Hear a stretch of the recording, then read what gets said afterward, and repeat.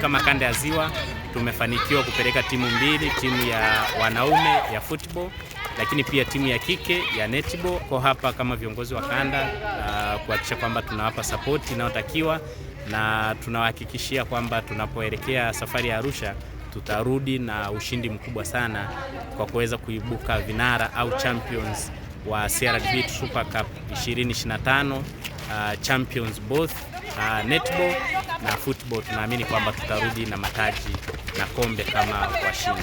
Tunashukuru na tupo tayari kutoa ushirikiano wote ule kuhakikisha kwamba tunarudi na ushindi. Jumla ya wachezaji wa netball watakuwa 15 pamoja na viongozi, lakini pia jumla ya wachezaji kwa football watakuwa 25 pamoja na viongozi. Na hiyo yote ni timu ambayo inatoka CRDB kanda ya Ziwa, na wote wakiwa ni wafanyakazi. Tuna viongozi ambao wanasimamia upande wa benchi la ufundi, lakini pia tuko na makochi na wote ni product za benki ya CRDB. Kwa hiyo tunaamini wameshawaandaa vizuri vijana kwa timu zote mbili, na tunaposafiri tunaamini kwamba tutaenda kufanya vizuri sana kwenye mashindano haya.